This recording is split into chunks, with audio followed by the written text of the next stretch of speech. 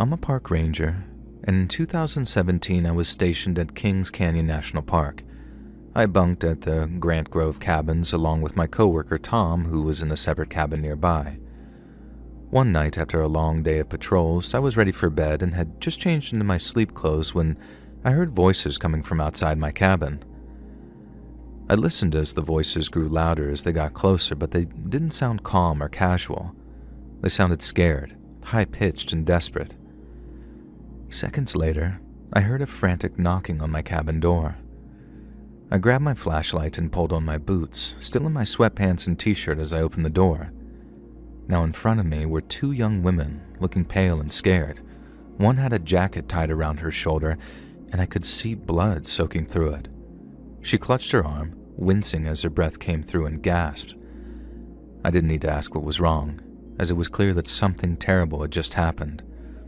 I brought them inside and turned on the cabin's light. The woman with the bloody jacket collapsed onto the floor, and her friend kneeled beside her. I asked to see the wound on her shoulder, and when I did, my stomach started tying itself into knots. It looked like a bite wound, a deep one, but it wasn't shaped like some animal. When I asked them what the hell happened, one of the girls said that they'd heard someone walking behind them along the path, and then when they turned to see who it was, a naked man started running at them, tackled one of them, then sank his teeth directly into her shoulder. And he didn't let go until one of the girls kicked him right in the balls. But after rolling around in pain for a minute, the guy got up and started chasing them again. I grabbed my radio and called Tom, telling him to come over, and he was there in minutes, and he had the same reaction I did when he saw that bite pattern. I told Tom to stay with the girls and keep them safe. If whoever did that came back, he needed to protect them. I grabbed my duty belt, clipped my holster, and checked my pistol, and I then put on my ranger jacket and stepped outside into the night. I didn't know what I was walking into, but I knew those women needed our help, and all of that stuff in that moment was absolutely insane, but my mind was clear. I moved slowly through the woods. My flashlight was trying to cut through the darkness as I scanned the spaces between the trees. I had my pistol at my hand, and the safety was off, but I kept it low as I forced myself to try and breathe steady. I'd been trained for situations like this, though I'd never faced one quite so insane. A nude man was chasing women, and he'd bit one of them. None of it made any sense, but still, here I was, and I had to find him. I followed a trail near the cabins, one that led toward a meadow that the girls had ran through. Since they both come from that direction, I figured their attacker might still be out in that area. Everything in the forest was quiet. I didn't hear any voices or footsteps, and I stopped every few seconds to listen out as my flashlight was sweeping. And then I heard it. A rustle, like someone moving fast through the underbrush. I swung my flashlight toward the sound, but there was nothing, just branches swaying. I stepped forward. My grip was tightening on my pistol as I heard another noise to my left, closer that time. I turned and my light caught something pale moving between the trees. It was him. Those girls were correct. And he didn't have any clothing on him. And now he was running. Not towards me, but parallel, like he was almost circling me. I shouted for him to stop, but he didn't. I then tried my best to keep my light on him, but he was really fast. My flashlight bounced as I chased him, which was very disorienting. I lost sight of him for a moment, and then I saw him again, much closer than before. I called out again, ordering him to stop, and I remember how he turned with this wild look in his eyes, and before I could react, he rushed me, and my God, was he fast. A split second later, his body slammed into mine, and we both hit the ground. My flashlight was knocked out of my hand as his hands grabbed at me. I felt his breath on my face as I felt how terrifyingly strong he was. I was panicking, but I fought against it. My pistol was still in my hand. I twisted my body up, trying to free up some space for myself, but he was heavy, pinning me down with his fingers digging into my arms. Finally, I managed to pull my arm free, and the first chance I got, I fired. The shot was loud, and his body jerked the second I pulled the trigger. A groan suddenly escaped him, and I felt his grip loosen. I pushed him off and then scrambled to my feet. Then I grabbed my flashlight and pointed at him along with my gun. He was on the ground, clutching at his stomach, groaning in pain, but I felt exactly zero sympathy for him. If he died, so be it, because it'd either be him or me, I thought in that moment. I kept my pistol on him, but my hands were shaking. He wasn't moving much. He was just curled up and groaning in pain, and he didn't seem like a threat to me, but I still didn't take any chances. I radioed for help, telling dispatch where I was and what had happened, and after that I cuffed the guy, careful not to touch his blood. He didn't fight. He was just laying there, still groaning in pain. And I just stayed put, my light and gun still on him until help eventually arrived. Other rangers and paramedics came quickly. They took him away on a stretcher while the woman with the bite wound got it treated and cleaned and bandaged. She obviously needed stitches, a lot of them too, and maybe even a rabies shot or something if the situation was really that bad. But they were safe. I went back to my cabin after it was all over. My hands were still trembling as I washed the dirt off my face, and I remember tossing my sweatpants into the trash because there was a big rip down the seat of them. Then I just sat on my bed staring at the wall, trying to process what the hell just happened, all while the forest outside went quiet again, like nothing had even happened. The man survived the gunshot. He later went to prison, charged with aggravated assault, and the women sent a letter addressed to me and Tom thanking us for saving them that day. The eventual toxicology report came back saying that that guy was on a cocktail of an insane amount of crap. Obviously so. Who would do something so insane if not? But I kept that letter in my desk, though I don't read it as often as I used to. Half of a ranger's job is about protecting people, but that night tested me in a way I'd never expected. I'm glad I was there, glad I could help, but I also hope that I never have to face anything that insane ever again.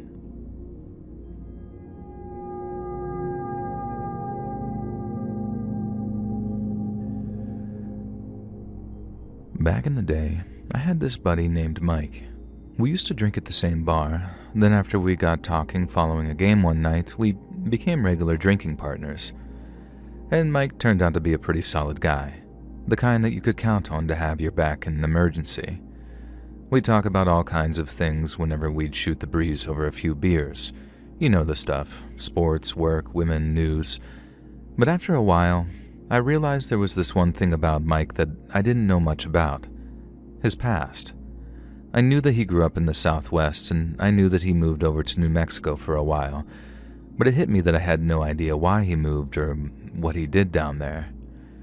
It turns out he used to be a park ranger out in the desert someplace, but then, instead of talking about the job or telling me a few stories, Mike says to me, I don't really like talking about it.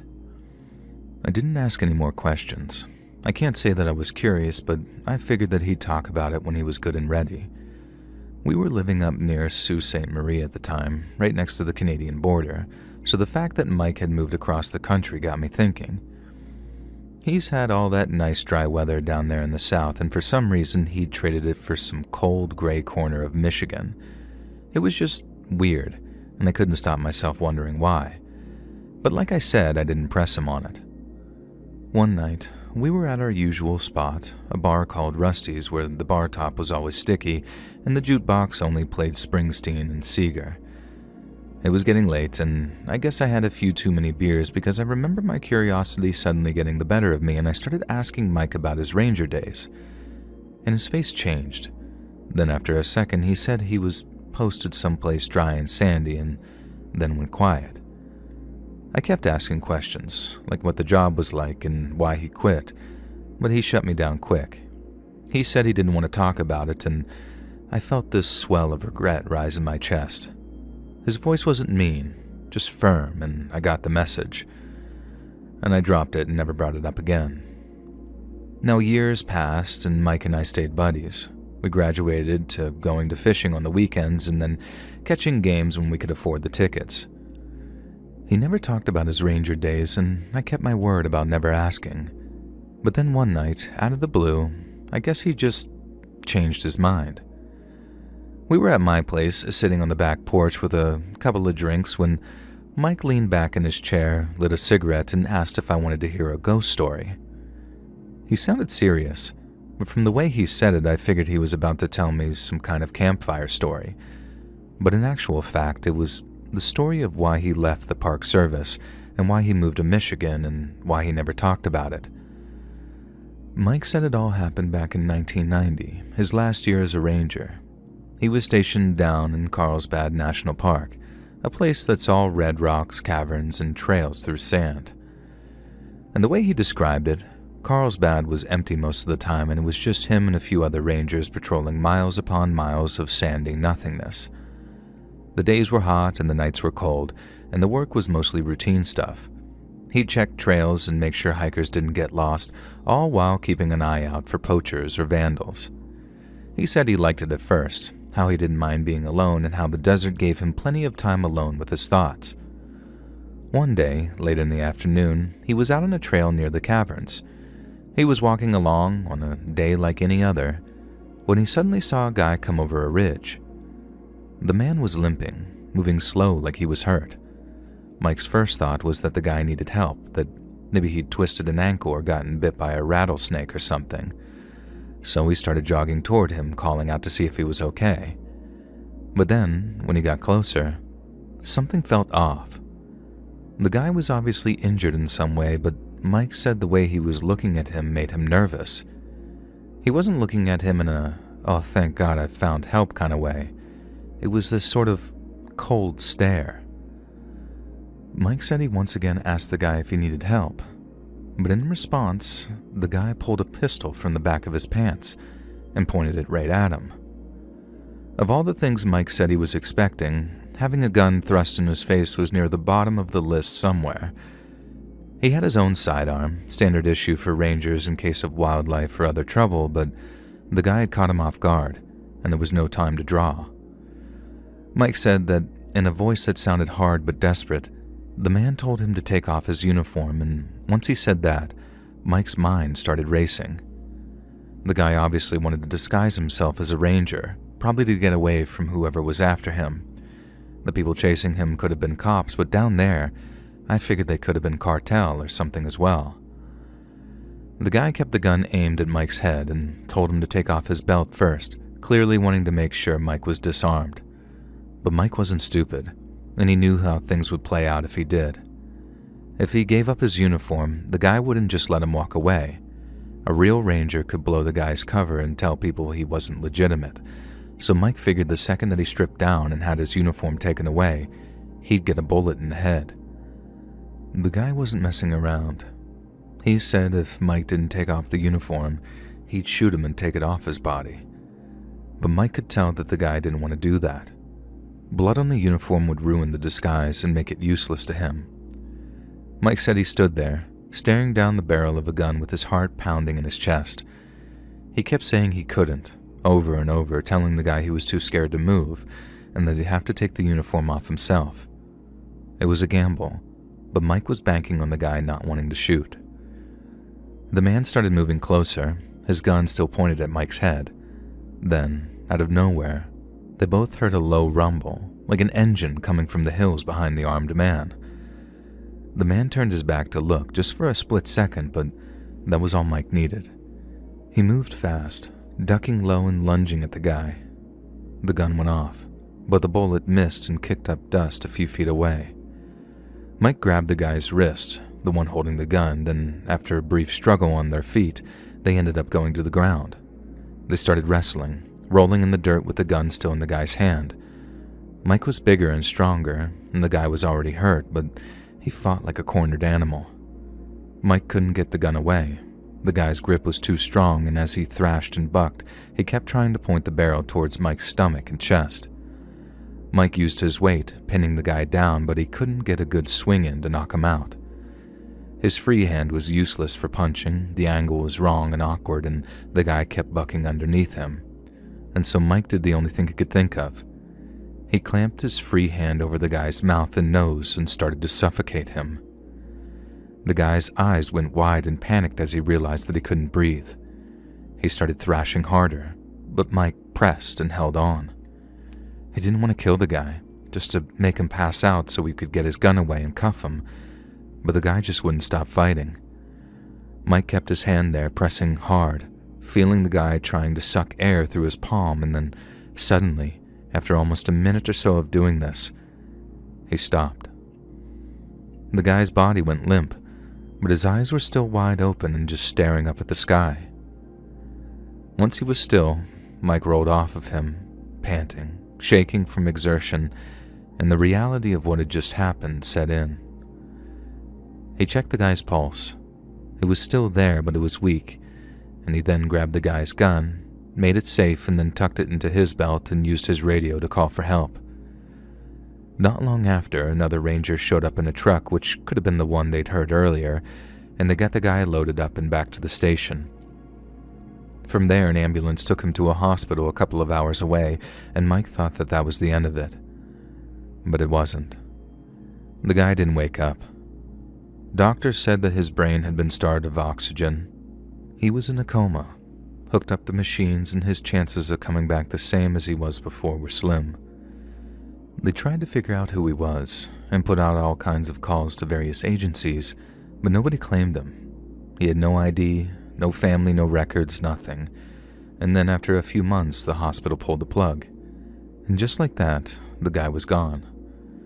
Mike didn't go to prison or anything, and in fact, he was cleared of all wrongdoing. He said the investigation was open and shut, self-defense, pretty plain and simple. The guy had a gun, threatened to kill him, so Mike did what he had to do. But that didn't make things easier on him. He said all the cliches about taking a man's life were true, even if he knew in his heart that it was justified. He said he kept seeing the guy's face, the way his eyes looked when he realized he couldn't breathe. He hadn't meant to kill him, but he did, and so it ate at him. Mike said that he started having nightmares just a few weeks after. He'd wake up in a cold sweat, hearing the sound of that gunshot in his head.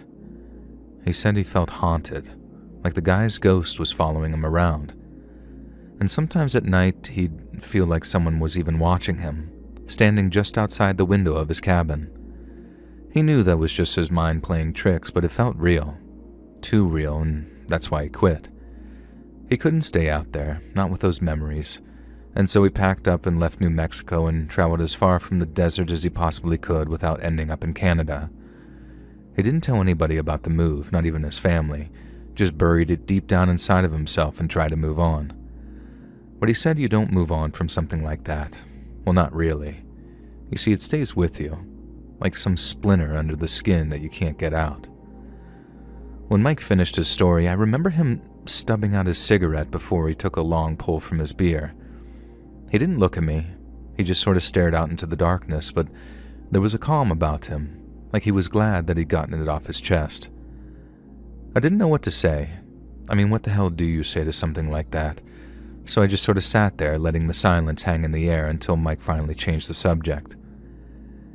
After that night, Mike didn't bring it up again, and I didn't either. We went back to our usual route, fishing, beers, and sports. But after he told me his story, I saw him in a different light. He was still the same Mike, quick with a joke and always ready to lend a hand, but there was a kind of darkness about him, one that I hadn't really noticed before. I guess that's what happens when you take a life, even if you don't mean to. It changes you in a way that doesn't always show on the outside.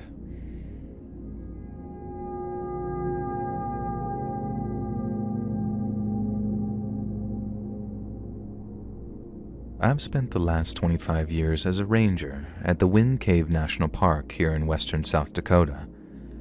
Teddy Roosevelt established the place back in the early 1900s, and it's one of the first 6 national parks ever founded.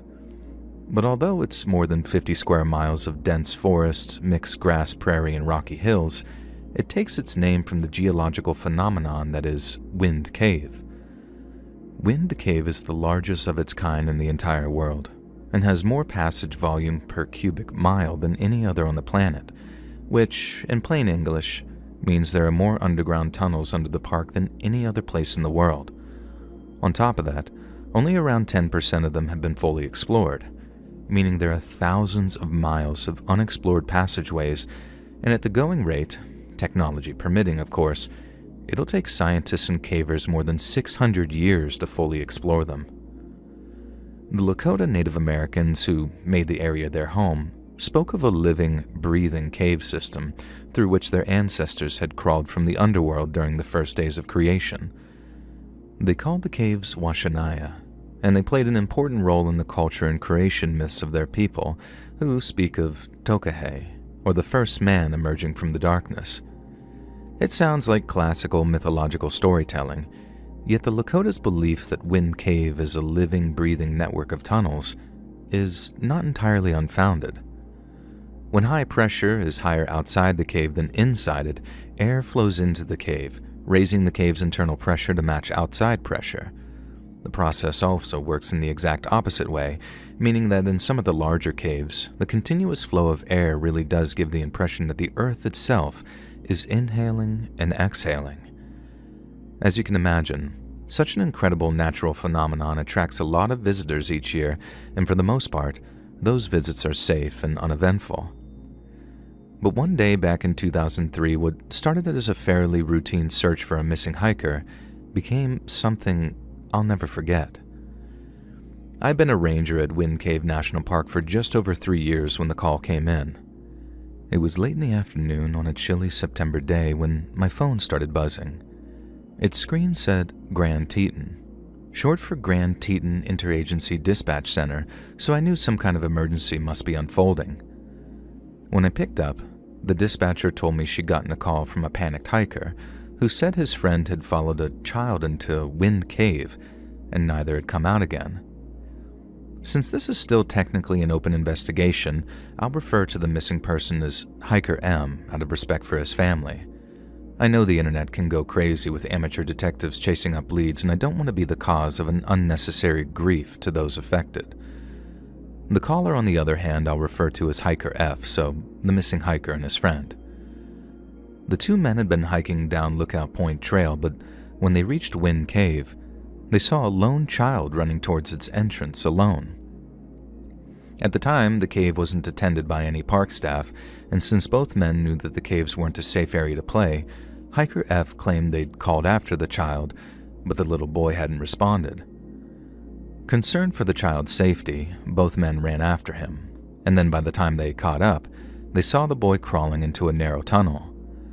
Hiker M followed, assuring Hiker F that he'd return in just a few minutes, but apparently, he didn't come back. After some time, Hiker F followed his friend down the narrow tunnel, calling out for him as he went, but no one responded. Then, rather than risk getting himself lost down there, Hiker F ran back to the surface and then ran another 2 miles to get the cell signal to call 911. First thing I did was alert the superintendent. Then I called the park's search and rescue team and directed them toward Wind Cave. It was early evening by the time I reached the entrance, but the team had already mostly assembled, and within the hour, everyone was on site and ready to go. There were 8 of us, including 2 caving specialists who mapped parts of the cave with the Paja Sapa Grotto. Hiker F was there too, and he got more and more agitated as he repeated his story to us. See, the first thing Hiker F did after he exited the cave, following the brief search for Hiker M and the child he'd followed, was go looking for the kid's parents. If there was a kid running around, then his parents or teachers or whoever he was with would surely be nearby. So when Hiker F went running out of that cave hollering for help and there was no one around, he obviously got real spooked. I could understand why. I mean, what the hell was a kid doing out there all alone? We didn't have time to dwell on it though. We geared up, our caving specialist took point, and then we entered the cave. The entrance was a tight squeeze, barely 2 feet wide, and I felt that familiar rush of cool air as we shimmied through, and the cave's breathing blew a breeze against my face. Inside, the passage opened slightly, but it was still cramped, with jagged walls and a floor that sloped unevenly. Our headlamps cut through the dark, catching flashes of the delicate blade-like rock formations that almost look like spiderwebs frozen in stone. Our caving specialists traced the path they believed Hiker M most likely took, which took us to a low crawl space branching off the end of the main tunnel. We crawled single file as the passage narrowed even further, forcing us to belly crawl, which made our packs drag against the ceiling. After an hour, we found signs of Hiker M. A torn piece of blue fabric caught on a jagged rock, probably from the jacket he was wearing. This was obviously bad news. Not only had he gone deeper than we'd hoped, but there was a good chance that he was hurt, and if he was hurt, getting him out would be a problem. We pushed onward, following what our cavers thought was the hiker's most likely route. The cave twisted and branched, and our specialists were almost constantly checking their maps, but Hiker M's path didn't follow any known route. From what they could tell, he'd taken turns that led from the developed paths and towards more unexplored sections of the tunnel. And by midnight, we'd advanced no more than around 2 miles, and the passages were only getting tighter. My shoulders brushed the walls, and I had to tilt my head to avoid the ceiling. Before long, we'd found more signs of our missing hiker. A smudged handprint on a tunnel wall, a boot print in a patch of damp clay. Then, in a smaller chamber, I saw something that made my skin crawl. A water bottle, one we later determined belonged to Hiker M, lay half crushed in the corner of the chamber. Next to it was what we determined to be a smear of blood on the wall, fresh enough to glisten in the light of our headlamps. And that's when it became clear Hiker M was hurt, which made our search for him time critical. And we kept going, but it almost felt like the cave itself was fighting back in places. Passages narrowed to little slits, forcing us to backtrack, while one tunnel suddenly dropped off into a pit and showed to be too deep to cross without climbing gear. Another tunnel ended in a pool of dark, still water, and while I'd never actually seen it before, I knew enough about Wind Cave to know that I was looking at Calcite Lake.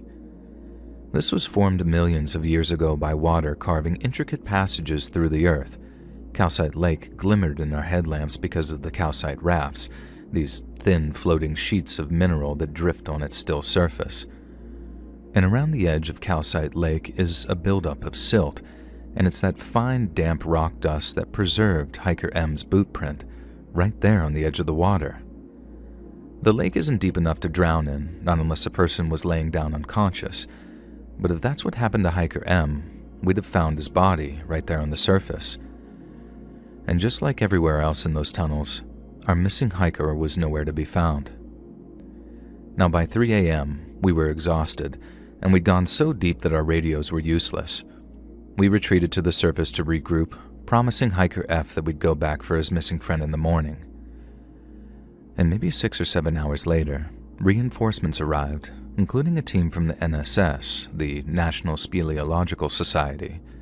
They were some of the best cavers in the entire country, paid to map out places like the Western Fringe, where reaching underground passages sometimes took days of living like moles.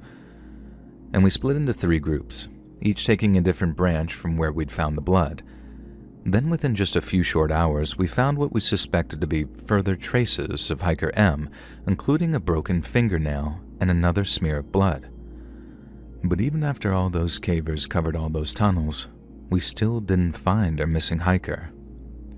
Now by day 3, we were going deeper than most tours ever went. My knees ached and my back was screaming, but I kept crawling, driven by the thought of that poor guy all alone down there in the dark. We didn't find anything that day either, but on the 4th day, we found something that stopped us cold. In a narrow chamber, barely big enough to kneel in, we saw scratches in the clay covering the rocky wall. Deep, frantic gouges like someone had clawed at the stone. One of my team shone his light on the floor, and there was a shredded glove belonging to Hiker M. There was no body, no bones, just the torn-up glove and the scratches on the wall. We reported it to the surface, and when we did, I remember how the mood shifted completely. People went from confident and hopeful that we'd get Hiker M back to the surface alive, to wondering how soon the higher-ups would just pull the plug. If a hiker gets lost, even in the tunnels under Wind Cave, finding them can actually be quite a simple process. Most know to stay put and to use flares, fires, or things in their environment to get the attention of the folks looking for them. But people who panic, people who aren't in their right minds, they tend to have real problems staying put. And it's the ones who panic that you really have to worry about, because they make mistakes, sometimes fatal ones too. That night when I got back to my cabin after the day's search, I had trouble getting to sleep. I kept picturing Hiker M, scared out of his mind down there in the dark, with his hands tearing at the rock in desperation. I prayed that he'd stay put, maybe call out a little so we could hear him, but I don't think God passed on the message, because day 5 was the worst of all. One of the volunteer cavers we had with us got stuck in a crawl space. Since he was little more than a brave hobbyist, he panicked and then started thrashing and screaming until we were able to yank him free. We got him to the surface and had a medic look him over, and he was fine, but he refused to go back in. And by day 6, we were running out of options. We'd searched every major branch and followed every lead we had, but there was still no sign of Hiker M.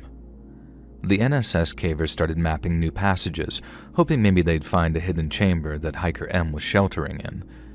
But all they found were more dead ends and more empty caves. One team reported hearing what sounded like a low, breathy wheeze as they traversed sections of the tunnel, but it probably could have been the wind.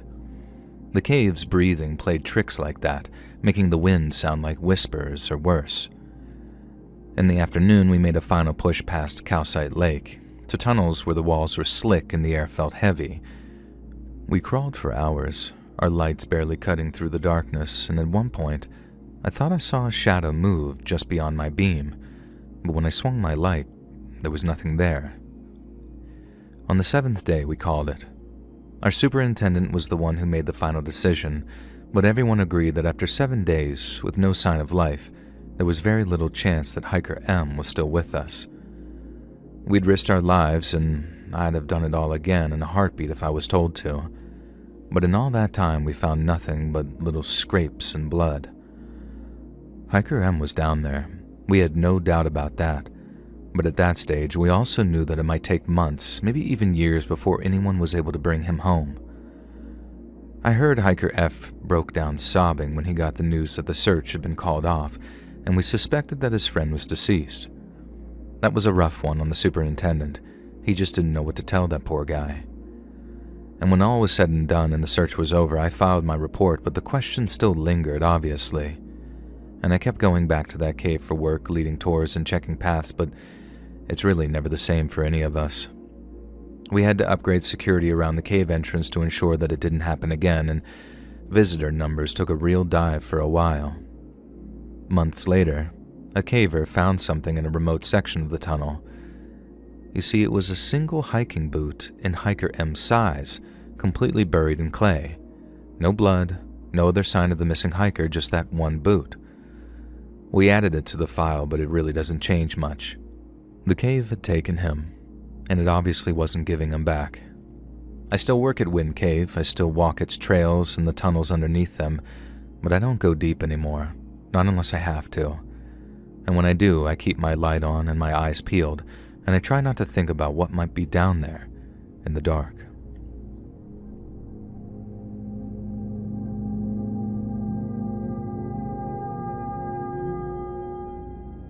For as long as I can remember, I've always had a passion for the outdoors.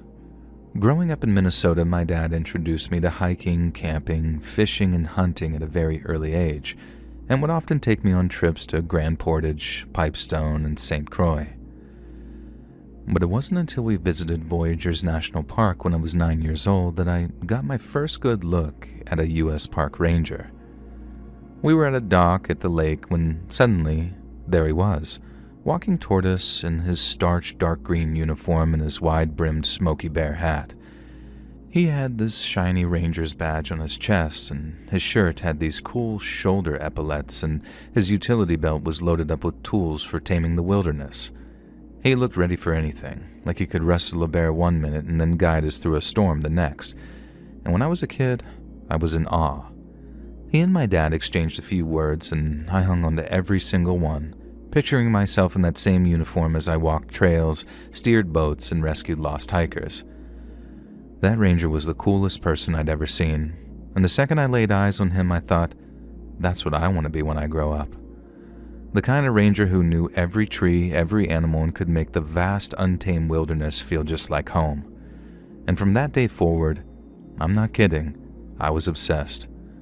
I started collecting park brochures and begging my dad to have us stop by the ranger station anytime we visited a park or forest, just so I could say hi and check the place out. And that's how I got myself my very own Smokey Bear hat, and there's a photograph of me wearing it at my 11th birthday party. I looked silly with some oversized hat on my head, but I didn't care. I was the happiest kid in the world, having everyone seeing me wearing it. Since I needed a degree, I figured a good one might be environmental science, but it was volunteer seasonal work that really gave me the leg up when it came to getting hired.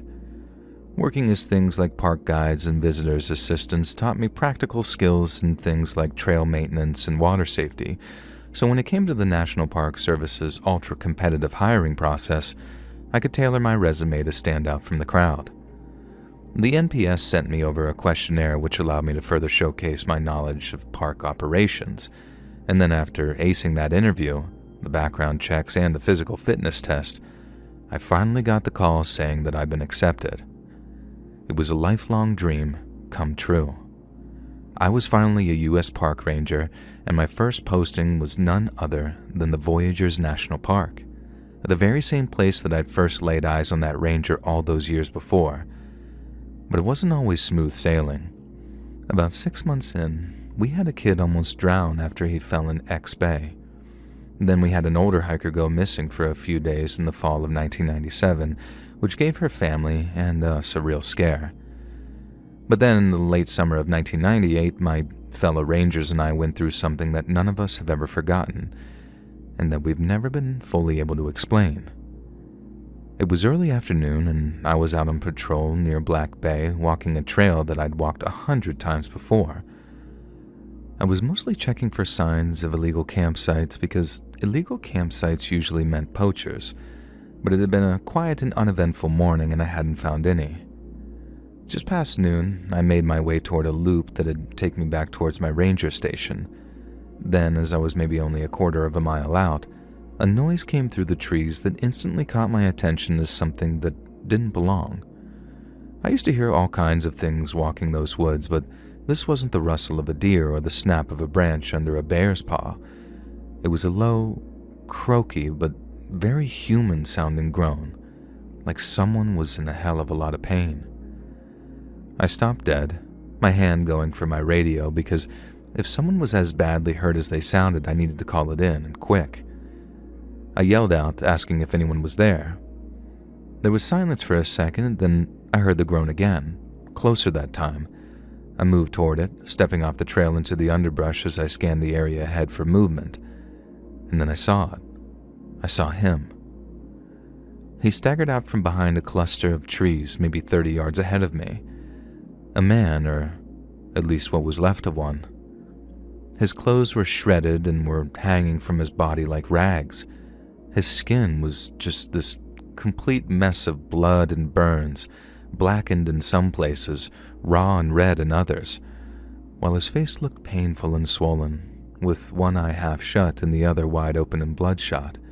He was wheezing and stumbling forward, then when he saw me, he let out a sound that was kind of like a half sob and half yelp. He begged me to help him, but I'm ashamed to say that for the first split second or so after I saw him, I froze. I think my brain was trying to process what I was seeing. I had seen all sorts of injuries before, hikers with broken legs, hunters who'd gone and shot themselves by accident, but this was different. The guy looked like he'd been roasted alive. I snapped out of it and ran to him just as he collapsed to the ground. His skin looked slick with blood and sweat, and he smelled like charred meat. And I knew not to touch him or try to move him, so I got on my radio and called in for help, and then tried to verbally reassure the man that help was on the way. But by then, his breathing was coming in these short, ragged gasps, and before he passed out, he muttered something about fire and how he wasn't supposed to be there. But I didn't have time to think about any of that. My only goal was getting him the help that he desperately needed. One of my fellow rangers arrived just minutes later, riding an ATV with a skid attached, a skid being a kind of wheeled gurney that you can attach to the back of an ATV. We moved our burn victim slow, and I kept talking to him and telling him to hang on, but he was already fading fast. The station was a small log building, just a couple of rooms with a radio, a first aid kit, and some basic supplies. 2 other rangers, Tom and Ellen, were there waiting for us when we arrived. Ellen's face went pale. Tom cursed under his breath and ran over to help. Tom ripped open the first aid kit, pulling out gauze, saline, anything I could use, while Ellen ran to the radio and called for an air ambulance. We did what we could for him and tried to keep him stable, but it wasn't enough. He was in agony, thrashing weakly on the table with his voice nothing more than a low, broken whimper. The guy's injuries were even worse than I'd thought. His arms were charred black in places, the skin cracked and oozing, and his chest was just cuts and burns like he'd been dragged through something sharp and hot. And I kept wondering where the hell he'd come from. There'd been no reports of a fire, no smoke in the air, and no sign of a campsite gone wrong. But here he was, looking like he'd just been immolated. The air ambulance took 40 minutes to get there, and it was the longest 40 minutes of my life. We kept working on him, trying to keep him alive, but his breathing got shallower and his movements weaker, and we could see that he was slipping away. When the paramedics finally arrived, they took one look at our burned victim and got to work, loading him onto a stretcher and rushing him to the helicopter. Then I stood there, still in shock, watching the chopper lift off into the sky. We wouldn't find out until much later, but he died in the air, somewhere over the forest, and was gone by the time they got him to the hospital. The station was quiet after that. We just sat there staring at the black marks and wet spots left behind on the table, and none of us said much because there really wasn't much to say. We'd done everything we could, but it hadn't been enough. We tried to go back to work, but what happened that afternoon seemed to just hang over us. The way that he seemed to stagger out of the woods, and the way that he sounded. The other rangers talked about it in these hushed voices, speculating about who he was and what had happened. A hiker who'd maybe gotten lost, or a drifter who'd set himself on fire. Nobody really has any true answers. The woods can always be a very dangerous place, and people get hurt out there sometimes. At least that's what we like to tell ourselves. Now, a few weeks later, our superintendent, this guy named Bill, called me into his office. He told me he'd gotten a call from a trooper with the Minnesota State Patrol. They were trying to identify our burned victim, but they kept coming up empty. No direct DNA hits, no missing person reports lined up. The guy was a ghost, a John Doe with no past. There was one lead that the trooper had, but according to Bill, it was a strange one. The boots our burned victim was wearing were old, really old, like standard issue U.S. Park Ranger boots from 1947 old. And Bill showed me a photo that the trooper had sent. They were scuffed and worn, but the design was unmistakable. I'd seen pictures of those very same boots in old training manuals, the kind Rangers used to wear way back then. The trooper didn't think that the guy was a Ranger. Nobody stays in the service 40 years without getting a new pair of boots, but he figured that he'd call to check if we knew him, or maybe if he was someone who'd worked here long ago. I didn't have any answers, and none of us did. We'd already gone through the park's records looking for anything that might connect, but no former Rangers remained unaccounted for, and no one recognized what was left of the guy's face. The boots were the only clue, and even so, they raised more questions than they answered. Bill said the trooper sounded frustrated. They'd run every test they could and checked every database, but they'd come up empty at every turn, and the burns were just another dead end. No fire had been reported in the park, or anywhere nearby for that matter, and there were no charred campsites, no scorched trees, and it was like this guy had just been burned someplace else, driven out into the woods, and then thrown from a vehicle of some kind. The coroner couldn't even say what caused the burns. He didn't think that it was a campfire, and it definitely didn't seem to be just gasoline. It was clear that the guy had been exposed to something of intense heat, but he just couldn't say what that heat was clearly from. Now, this guy was buried in a county cemetery as just another John Doe, and the park moved on like it always does. Hikers kept coming, the seasons changed, and we just kept ourselves busy with our usual duties. But obviously I couldn't let it go. I started thinking about it too much, especially at night when I was alone in that cabin. I'd lie awake, listening to the wind in the trees, and then when I'd close my eyes, I'd see him all over again. that burned, bloodied man staggering toward me through the trees and begging for help. I'd wondered where he came from and how he got so badly burned, whether it was people that did it to him or something else, like a lightning strike or something. And I started to quietly ask questions. I didn't want the other rangers thinking that I was losing it, but let's just say that I had some theories. I talked to some of the old-timers, rangers who had been around the park since the 60s, and asked if they've ever heard of anything so weird or anything that didn't add up. Most of them just shrugged. They'd heard all kinds of stories over the years, stuff about missing hikers and strange lights or noises that didn't make sense, but nothing like our burn victim who came staggering through those trees. One guy, a retired ranger named Carl, told me something that stuck with me though. He said that the park had places where things didn't quite feel right. He'd never seen anything himself, but he'd heard stories from loggers and trappers, people who'd traveled through that area before the park was established. There were stories of people going missing or coming back different, like they'd seen something they couldn't explain. And I didn't really know what to make of that. Carl was a veteran ranger, a real no-nonsense kind of guy, so seeing him talk like that was quite something, and I started looking at the park in a new light. I'd find myself avoiding places I'd never thought twice about before, like the stretch of woods where I'd found our burn victim. It wasn't fear exactly, it was almost like his appearance felt like a warning, and it was one I was all ears to.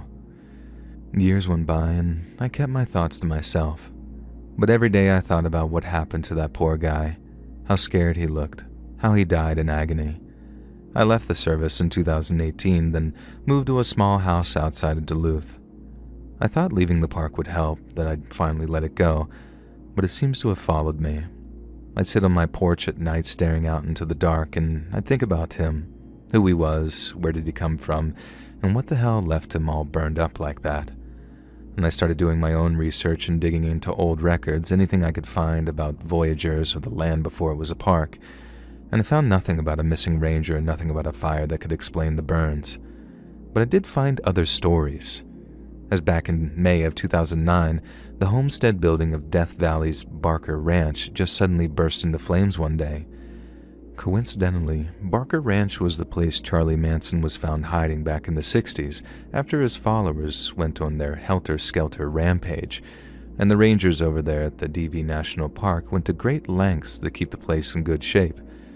But then one day, the place burned down, and try as they might, but the rangers over there just couldn't figure it out. It couldn't have been a brush fire because, like I said, they kept the place from getting overgrown. Then on top of that, May isn't even nearly the hottest part of the year down there, and even when it is, things just don't burst into flames. I don't know what to believe, as I'm a former ranger and I deal in facts, but facts don't explain what I saw that day back in '98. They don't explain the boots or the burns or the way that the man looked at me like he was confused almost. I've tried to tell myself that it was just an accident, a hiker who tried to start a campfire and tragically set himself alight somehow, or maybe he was building a meth lab, I don't know. But when I get to thinking about it, how we found no evidence of any campfire in that direct area, I start to wonder if something else did happen to him, something we either can't explain or we're not yet willing to face. Hey friends, thanks for listening. Click that notification bell to be alerted of all future narrations. I release new videos every Monday and Thursday at 9 p.m. EST, and there are super fun live streams on Sundays and Wednesday nights. If you got a story, be sure to submit them over at my email, letsreadsubmissions@gmail.com, and you might even hear your story featured on the next video. And if you want to support me even more, grab early access to all future narrations and bonus content over on Patreon, or click that big join button to hear about the extra perks for members of the channel. And check out the Let's Read podcast, where you can hear all of these stories in big compilations, remastered audio, located anywhere you listen to podcasts. All links in the description below. Thanks so much, friends. And remember, this is a crafting table.